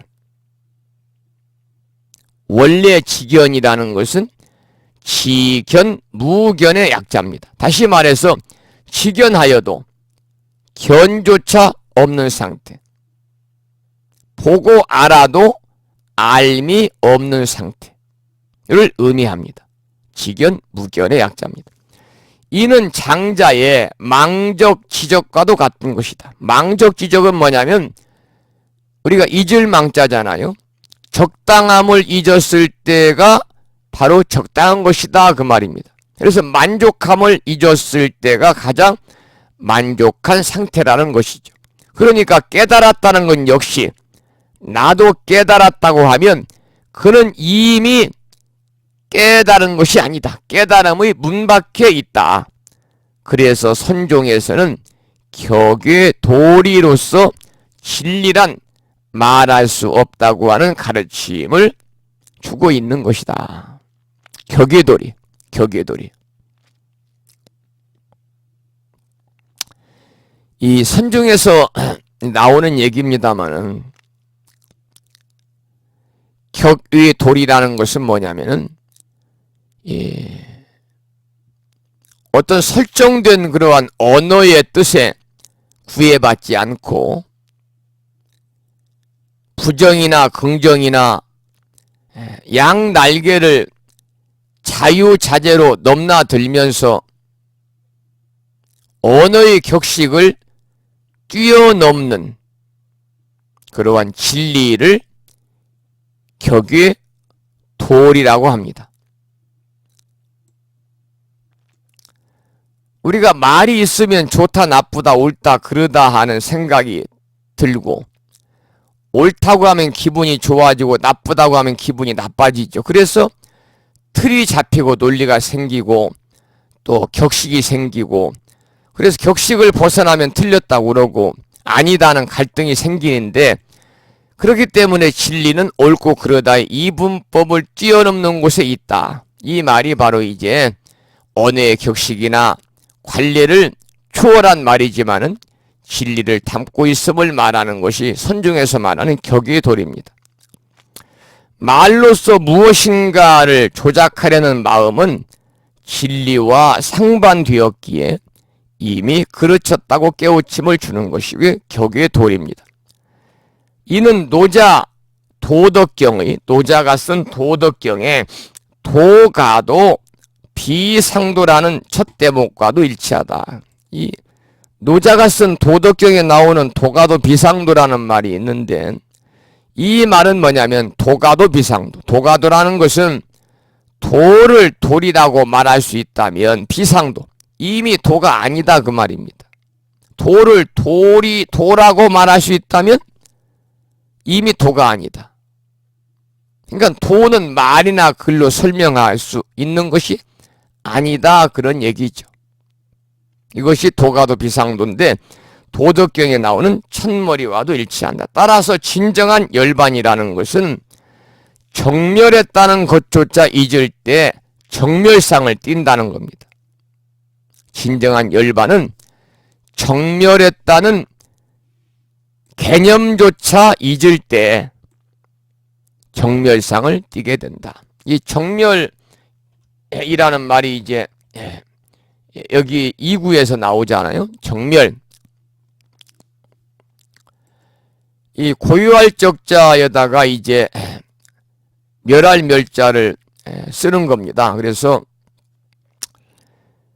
우리가 이 정멸이라고 하는 것은 특히 이제 우리가 불교 공부를 할 때 이 여러 경전에서도 많이 나오는 용어고, 또 정멸위락이라는 말도 이 사구계에서도 많이 나오고, 이제 그러한 용어로 우리가 이해를 하면 되겠습니다만은, 이 일반적인 것은 그냥 고유할 적자, 멸할 멸자, 사라져서 없어진다 이런 뜻도 되고 하지만, 이 본유의 세상을 완전히 벗어난 아주 높은 경지를 가리켜서 우리가 이제 정멸이다 이렇게 얘기하죠. 그래서 본유의 세상, 우리 살고 있는 이 세상은 본유의 세상이니까 이 본유의 세상을 벗어난 아주 높은 경지를 이야기합니다. 때로는 승려의 죽음도 이렇게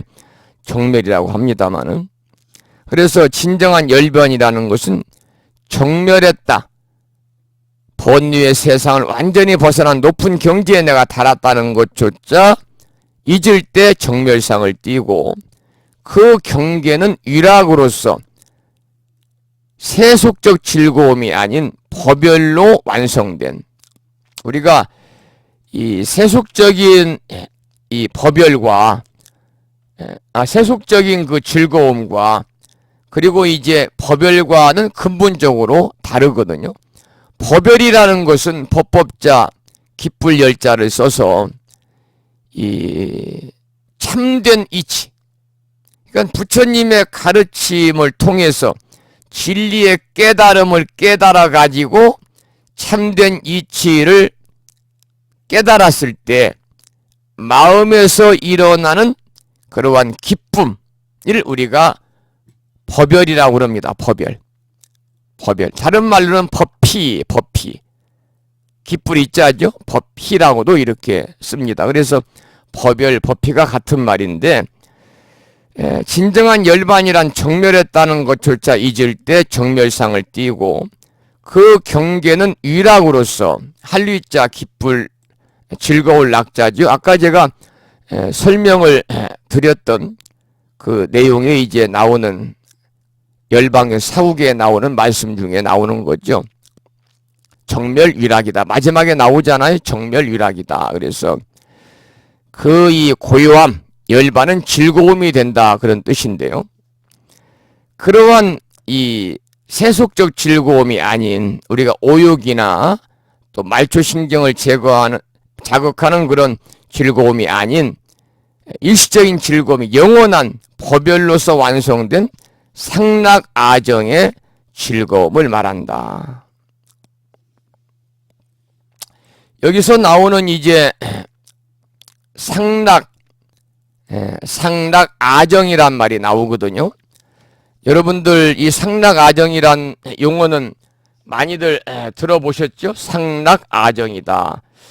이 무슨 의미를 가지고 있냐면 상락아정이는 항상 상자 즐거울 낙자를 쓰고 나자 그리고 이제 깨끗할 정자를 씁니다마는 이 상락아정은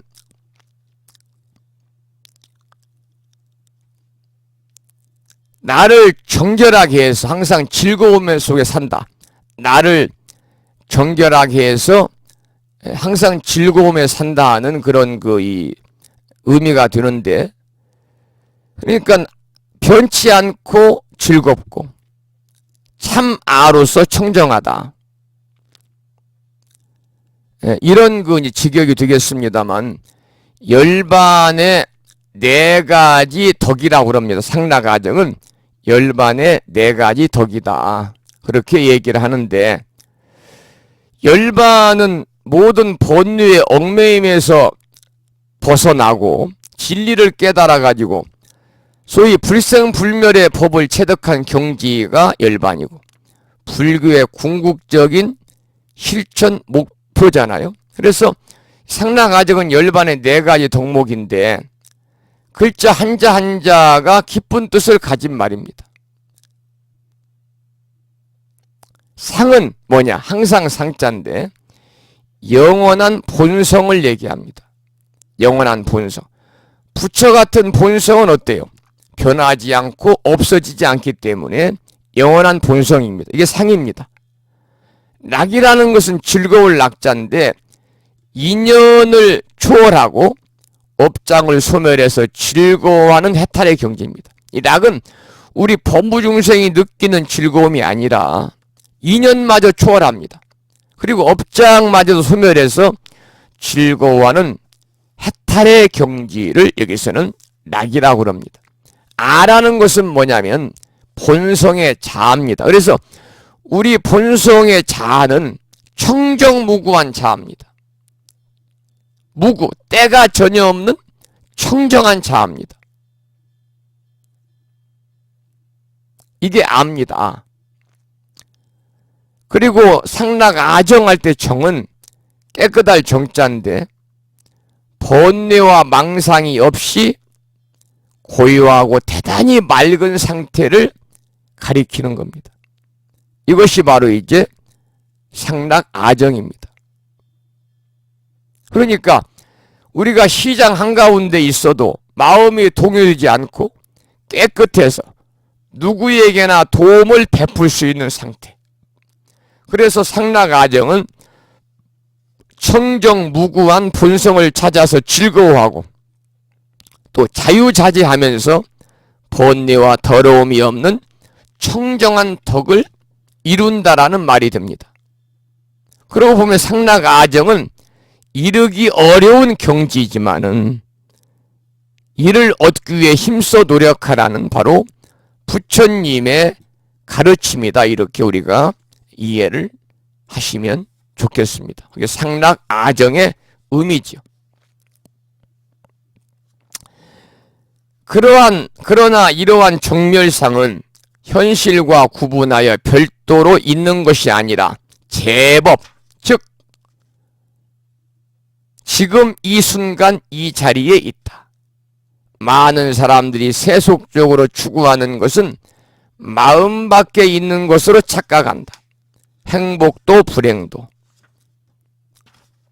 모두가 스스로 자신의 마음에 이미 담겨져 있다는 사실을 안다면 밖으로 구하러 다니는 그러한 어리석음을 범하지 않을 것이다. 26쪽의 2번째 줄 보겠습니다. 이에 대해서 남혁은 선생께서는 다음과 같이 간략하게 삼위를 기가 막히게 회통시킨 문구로 정리하였다. 법신이 어리석지 않음이 반야요. 반야가 집착이 없음이 해탈이며 해탈이 정멸함이 바로 법신이다. 그래서 선종 초조인 달마 스님께서도 밖으로 집착하여 상을 내지 말고 무소구행을 수행의 방편으로 말씀하셨다. 이제 이 보리달마가 나옵니다. 보리달마의 이 사행론이 나오네요. 보리달마의 사행론에 보면 보원행, 수연행, 그 다음에 무소구행, 방금 앞에서 집착하여 상을 내지 말고 무소구행의 수행을 방편으로 말씀하셨다는 달마 스님의 얘기가 나옵니다만, 그런 내용이 바로 보리달마의 사행론에 나오는데, 사행론은 보원행, 수연행, 무소구행, 칭법행의 수행 단계로 되어 있다 그랬습니다. 즉 일체의 모든 원한, 인을 다 받아서 과를 소멸하며, 이게 이제 보원행이고, 평상심의 마음으로서 인연 따라 행하는 것이 수연행이고, 밖으로 집착하지 않아서 구하는 마음이 없다는 것이 무소구행입니다. 그리고 있는 그대로의 마음으로 바라미를 행하는 것이 칭법행이 여시 진여요 법성이라는 것이다. 이러한 법성의 현실적 경계와 부동심이 만들어낸 화평을 노래한 선시 한 수로 이 장을 마무리하고자 한다 그랬는데, 그 선시를 소개해드리기 전에요, 여기에 나와 있는 보리달마 사행론의 보원행, 수연행, 무소구행, 칭법행에 대해서 너무나 간단히 나와서 이해가 좀 안 되는 부분도 있기 때문에 좀 부연해서 말씀을 좀 드리면,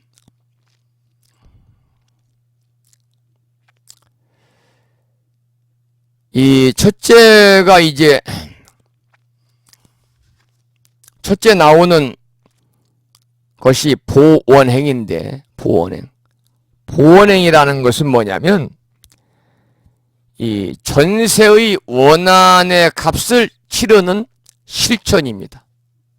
갚을 보자, 그리고 원망할 원자, 행위행자, 전세의 원한의 값을 치르는 실천이고, 그러니까 전세의 원한의 값을 치르는 실천이란 뭐냐면, 수행자들이 괴로움을 받을 때 스스로 나는 아득히 오랜 옛적부터 무한한 세월에 걸쳐서 근본을 버리고 격까지만 쫓아서 수많은 존재의 세계를 헤매면서 원한과 증오심을 일으켜 끝없이 남과 대립하고 남을 해쳤다.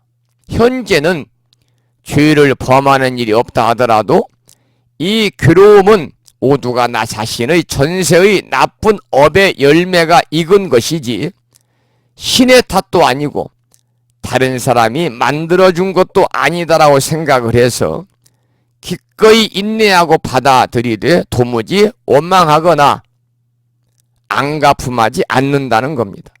그래서 경전에 이르기를 괴로움을 만나도 걱정하지 마라.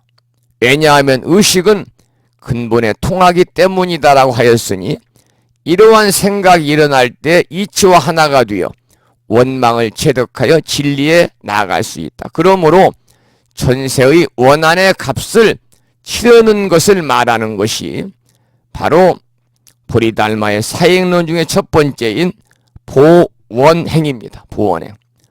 두 번째는 인연에 따르는 실천이다. 그래서 따를 숫자, 인연연자, 행위행자를 써서 수연행이다. 여기서 인연에 따르는 실천이라는 것은 뭐냐면, 중생은 자아가 없어서 누구나 업의 힘에 좌우되어 괴로움과 즐거움을 함께 받으니 이것은 모두 인연에 따라서 일어나는 것이다. 만약에 바람직한 보답이나 명예 따위를 얻더라도 그것은 나 자신의 전세의 원인이 가져오게 한 것이며 현재는 마침 그것을 얻었으나 인연이 닿으면 다시 무로 돌아가게 될 것이니 기뻐할 것이 무엇이랴. 따라서 성공이나 실패는 모두 인연에 따르는 것이요 마음 자체는 더함도 덜함도 없기 때문에 좋은 일이나 싫은 일이나 움직이지 않고 가만히 도에 따르게 된다. 그러므로 인연에 따른 실천을 말하는 것이 달마대사의 사형론의 두 번째 수연행이라는 겁니다. 세 번째는 뭐가 나왔습니까? 무소구행이 나와 있죠. 무소구행이라는 것은 바라는 마음이 없는 실천행입니다. 무소구행이니까. 없을 무자, 바소자, 구할 구자, 행위행자잖아요. 그래서 바라는 마음이 없는 실천. 그런데 이 바라는 마음이 없는 실천이라는 것은 어떤 마음이냐면 세상 사람들은 언제나 미혹해서 어떠한 경우라도 사물을 탐내거든요. 이를 곧 바라보는 마음이다. 그런데 지혜 있는 사람은 진리를 깨달아서 본질적인 세속과는 길을 달리하죠. 그리고 마음은 안정되어 하염이 없고 신체도 운명의 흐름에 내맡기고 일체 존재는 실체가 없다. 공이라고 보아서 바라고 즐기는 바가 없는 거죠.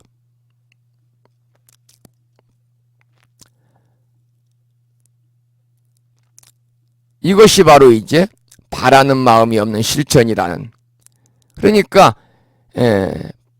이 경전에서는 바라는 마음이 있으면 모두 괴롭고 바라는 마음이 없어야 즐겁다 그랬거든요. 이걸로 미루어서 바라는 마음이 없어야만 참으로 도의 실천이 됨을 분명히 알 수 있는 그 세 번째 무소구행입니다.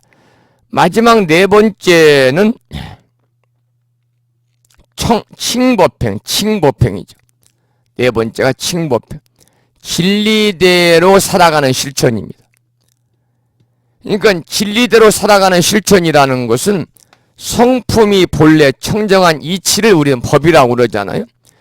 성품이 본래 청정한 이치를 법이라고 하는데 이 이치로 말하면 실체 현상은 실체가 없어서 더러움도 없고 집착도 없고 너와 나의 대립도 없다. 그래서 경전에서는 법에는 중생이 없으니 그것은 중생의 더러움을 여의었기 때문이다. 또 법에는 자아가 없으니 그것은 자아의 더러움을 여의었기 때문이다라고 하였죠. 그래서 지혜 있는 사람이 만약 이 이치를 믿고 이해한다면 그는 마땅히 진리대로 살아갈 것이다. 이렇게 나와 있습니다. 경전에. 그래서 우리가 이제 이 법체라고 하는 것은 인색함과 탐욕스러움이 없어서 육체와 목숨과 재산을 던져서 보시를 실천하되 속으로 아끼거나 아쉬워하는 마음이 없지요. 법체는. 그런데 보시하는 이와 보시받는 이와 보시하는 물건 이 셋이 본래 실체가 없다는 것을 알아차려가지고 무엇이고 의지하지 않고 무엇에도 집착하지 않고 다만 더러움을 없애기 위해서 중생들을 구제하고 교화하되 차별상에 사로잡히지 않는 것이야말로 자리인 동시에 이타가 되고 또한 보리를 장엄하는 거죠. 그래서 보시가 이와 같은 이상 5가지 바라밀도 역시 마찬가지인데 망상을 없애기 위해서 6가지 바라밀을 실천하되 실천한 바가 없으니 이것이 바로 진실대로 살아가는 실천이다. 이러한 내용들이 어디에 나와 있냐면 보리달마 사형론에 나와 있습니다. 이러한 법성의 현실적 경계와 부동심이 만들어낸 화평을 노래한 선시 한 수로 이 장을 마감하고자 한다. 그러니까 이 7원 39 중에서 7원 29 제법부동 본래적을 지금 이 선시로 전체적으로 이제 의미를 가름하는 거죠. 그 내용을 한번 보겠습니다. 27쪽입니다. 봄에는 꽃이 피고라는 작자 미상의 선시입니다. 추유 백화 추유월. 봄에는 온갖 꽃이 백화지요. 봄에는 온갖 꽃이 만발하고 추유월. 가을에는 둥근 달이 높이 뜨네. 하유랑풍 동유설이라. 여름에는 랑품 청량한 바람이 불고 동유설. 겨울에는 하얀 눈이 소복하다. 양무 한사 괘심두. 번거롭고 잡다한 많은 일들. 양무 한사지요. 번거롭고 잡다한 많은 일들. 괘심두. 마음에 한 점 없이 접어둔다면은 편시인간 호시절이다. 우리네 세상살이 이보다 편한 일이 어느 매에 있겠는가. 이것이 이제 법성의 현실적인 경계와 부동심이 만들어내는 소위 그 화평을 도래한 선시입니다. 여기까지 해서 이제 7원 39 중에서 7원 2구, 7원 2구를 노래한 두 번째 이 구절이죠. 두 번째 구절. 법성원용 무이상, 그 다음에 두 번째 구절 제법부동 본래적까지 함께 공부를 했습니다. 여러분님들 그 불자법요집 이 99쪽을 보시면은요, 99쪽이 아니죠. 불자법요집 174쪽인가요? 194쪽이 194쪽. 의상주사 법성계가 이렇게 쭉 나오면서 법성원용 무이상 제법부동 본래적이 나와요. 제법부동 본래적, 오늘 공부한 거죠. 모든 법이 제법, 모두 제자, 법법자, 모든 법이 부동, 움직이지 아니하고 본래적, 본래부터 고유하다 그 말입니다. 그러니까 일체법은 움직이지 않고 본래부터 정멸하다 그런 뜻이고요. 그리고 이제 첫 시간에 공부했던 법성원용 무이상은 법의 성품은 원흉이라는 말은 바로 이제 둥글둥글하다. 법의 성품은 둥글어 가지고 무이상, 두 가지 상이 없다. 여기까지 공부를 했습니다. 다음 시간에는 28쪽 무명무상 절일체를 하겠습니다. 이름도 없고 무상, 상도 없어서 절일체, 끊어지죠. 일체가 끊어졌다. 모든 것이 다 끊어졌다. 이 부분 이제 7원 39 중에서 이제 3구, 세 번째 구절을 다음 시간이니까 12월 13일 날, 12월 13일 날 수요일 날 공부하도록 그렇게 하겠습니다. 9시 58분인데요. 그러면 수업을 마치기 전에 법성계를 함께 들으면서 잠시 따라서 독송도 하고 또 들으시기 바랍니다. 먼저 편하게 이제 노래로 한 곡 들려드리겠습니다. 능인 스님의 노래로 법성계 듣겠습니다. 법요집 194쪽입니다.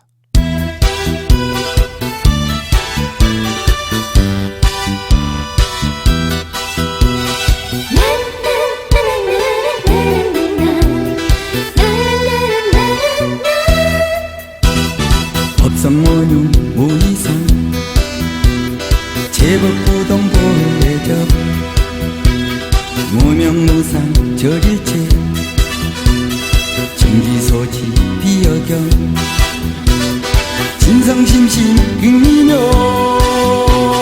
불수자상수연서 일중일체 다중일 일즉일체 다즉일 일미진종 함시방 일체진육 영여시 무량언급 즉일력 일념즉시 무량급 9세 10세 오상적 국물담난 격돌선 초반 도발신시 변경각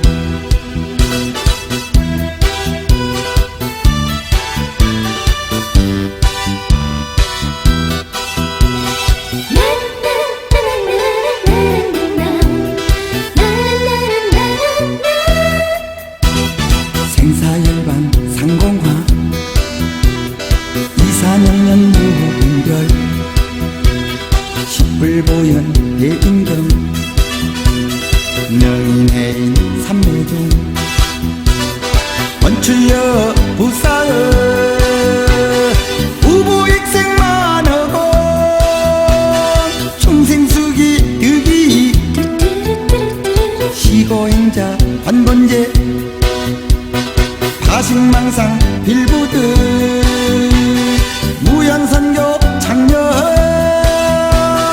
이가수분 득자란 이다라니 무진보 장음법계 실보전 궁자실제 중도상 구례부동 명이불 구례부동 명이불 구례부동 명이불.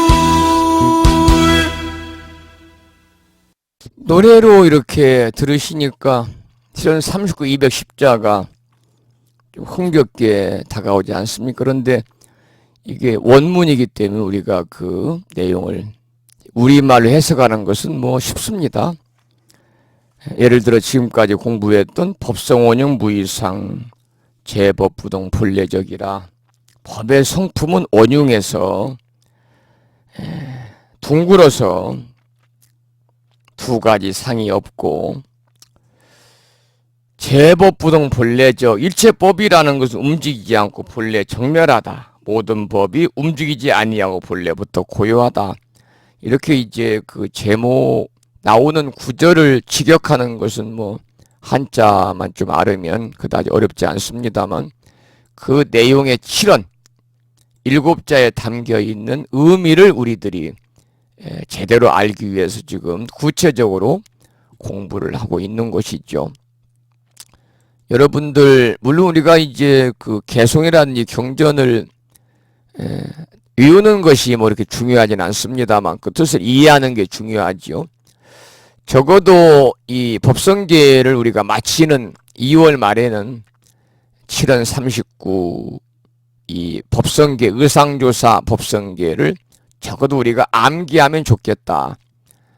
그런 바람을 갖고 여러분 모두 법요집 194쪽을 펴시고 이번에는 비구 스님의 독경으로 7월 39 법성계를 함께 따라서 독송을 한번 해보도록 하겠습니다.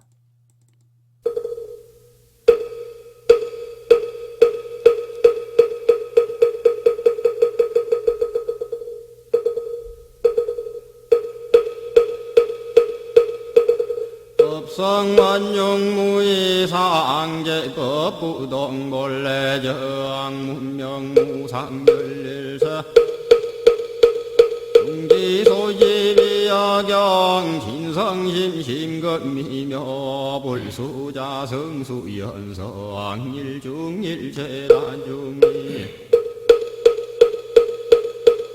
일적일체단족이 일미진종합시방 일체진중영여시 무량건급중일 일염죽시무량거 구세십세 호상조갱볼잠난경별성 초발심시변정각 생사열반상공화 이사명연무분별 십불보연대힘정 흥인해인삼매종 검출이보사이 우복익생만너공 중생수기 덕이기 시고행자환본제 발시망상필부 부연성교 자겨이기가 수분덕자량 이달한 이무진보장 흠벅계실보전 공자실제중도상 얼굴에 부동명리버 구례 부동명리성 구례 부동명리버 구례 부동명리버 구례 부동명리성 구례 부동명리버 구례 부동명리버 구례 부동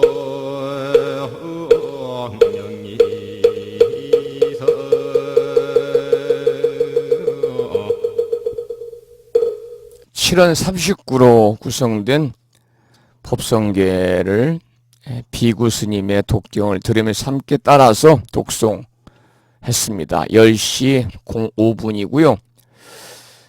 조금 늦게 이 불교대학 카페를 통해서 출석을 확인하신 법우님이 계시네요. 충청남도 보령시에서 살고 계시는 진여행 법우님이 출석하셨습니다. 반갑습니다. 진여행 법우님. 그리고 학자님께서도 함께하고 계셨네요. 학자님께도 감사를 드리고 여러분 밤이 깊었습니다. 편안하게 주무시고요.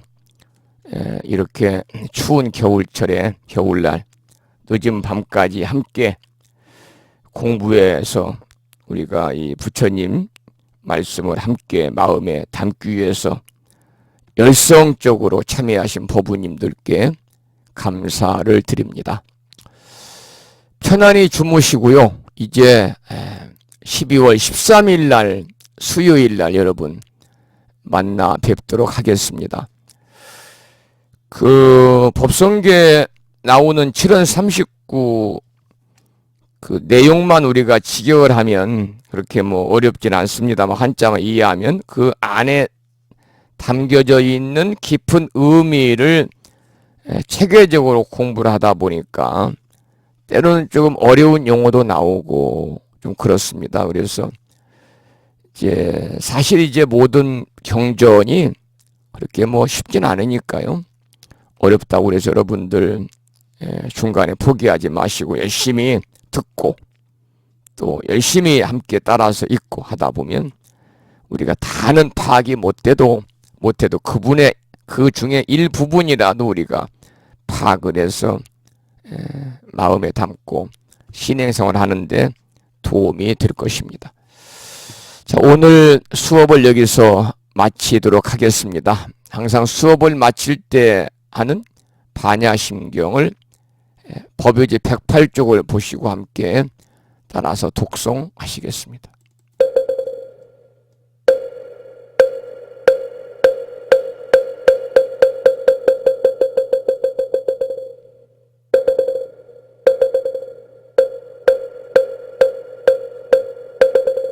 아반야 바람일다 심경관자재보살이 깊은 반야 바람일다를 행할 때 오니 공한 것을 비추어 보고 온갖 고통에서 건너느니라.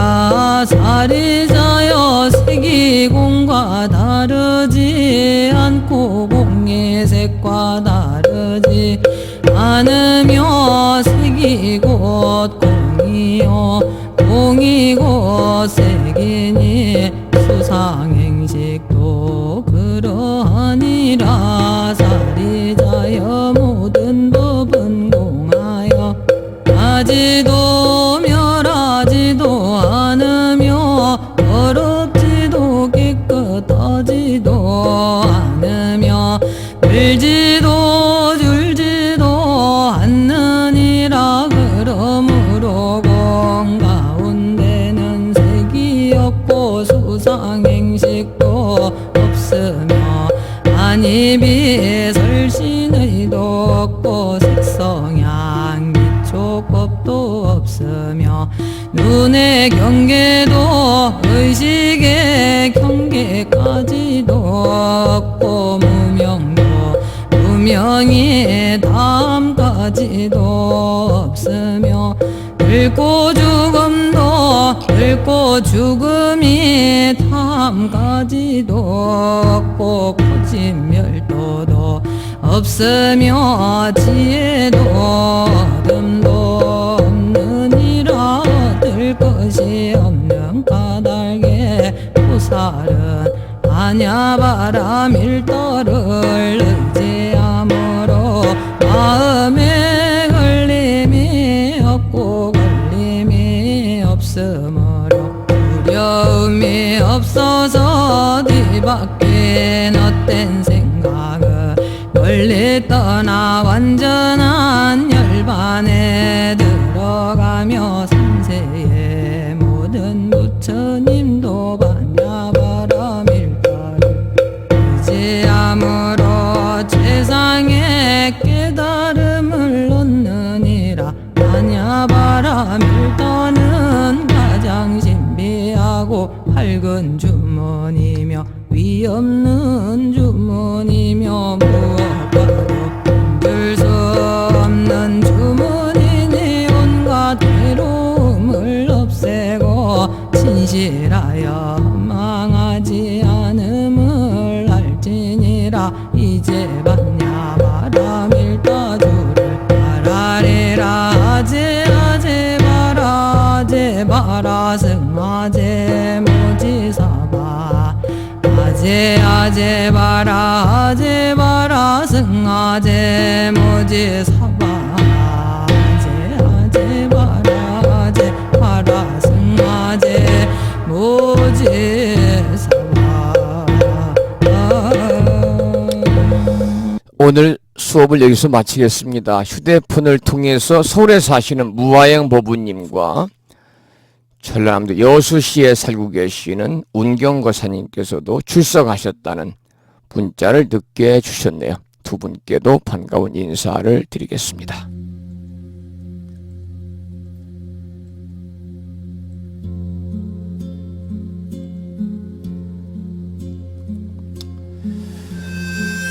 오늘 늦게 이렇게 강의에 참여하신 보부님들도 계시죠? 그분들께서는 이제 강의 내용을 다시 듣기로 이렇게 들으시는 분도 계시기 때문에 오늘 수업 이제 마쳤으니까요.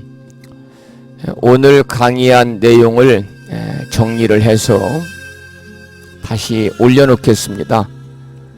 늦게 이렇게 출석하신 분들은 계속해서 이 강의를 듣고 계시면 오늘 공부한 내용을 다시 한번 들을 수가 있겠습니다.